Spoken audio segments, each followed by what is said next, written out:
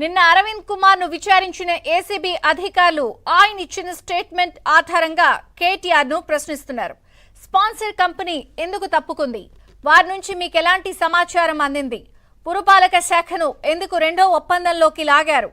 HMDA general ఖాతా నిధులను విదేశీ కరెన్సీ రూపంలో ఎందుకు చెల్లించాలని ఆదేశించారు?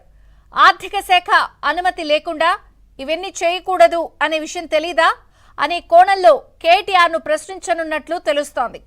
ఒక మంత్రిగా ప్రభుత్వ ధనాన్ని కాపాడాల్సింది విదేశీ కంపెనీతో ఒప్పందం ఎలా చేసుకున్నారు?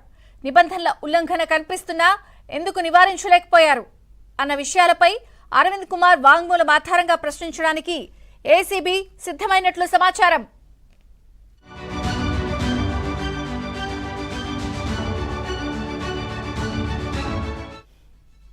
కేటీఆర్ వెంట న్యాయవాది రామచంద్రరావు ఏసీబీ కార్యాలయానికి చేరుకున్నారు.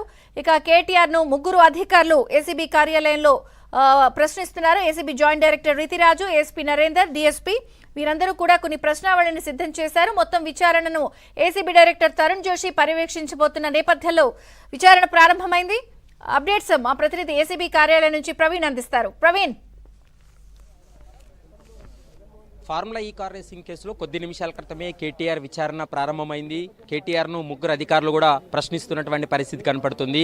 ముఖ్యంగా ఫార్ములా ఈ కార్ రేసింగ్ ఒప్పందాలపైన ముందుగా ప్రశ్నిస్తారు. దాని తర్వాత జరిగినటువంటి ఆర్థికపరమైనటువంటి లావాదేవీలు ఏవైతే ఉన్నాయో వాటన్నిటిపైన కూడా పూర్తి స్థాయిలో విచారణ జరిపి స్టేట్మెంట్ రికార్డ్ చేసేటువంటి అవకాశం అయితే కనపడుతుంది. ప్రస్తుతం మనం చూస్తున్నాం ఏసీబీ కార్యాలయం వద్ద అయితే మాత్రం పోలీసుల బందోబస్తు కూడా కొనసాగుతుందని చెప్పుకోవచ్చు. ఎందుకంటే ఇప్పటికే బీఆర్ఎస్కి సంబంధించినటువంటి నేతలు కావచ్చు, కార్యకర్తలు పెద్ద సంఖ్యలో వాళ్ళు నిరసనలు ఆందోళన జరిపేటువంటి అవకాశం ఉంటుంది. కాబట్టి దాన్ని దృష్టిలో పెట్టుకునే ప్రస్తుతం ఏసీబీ కార్యాలయం ముందు పోలీసులు అయితే మాత్రం బందోబస్తు చేస్తున్నారు. మరోవైపు ఇప్పటి వరకు ఈ కేసుకు సంబంధించి ఫార్ములా ఈ కార్ రేసింగ్ కేసులో ఎఫ్ఈఓతో కుదిరినటువంటి ఒప్పందాలు, మరోవైపు గ్రీన్కో జరిగినటువంటి ఒప్పందాలు, వీటన్నిటిపైన కూడా పూర్తి స్థాయిలో విచారణ జరిపి స్టేట్మెంట్ రికార్డ్ చేస్తారు.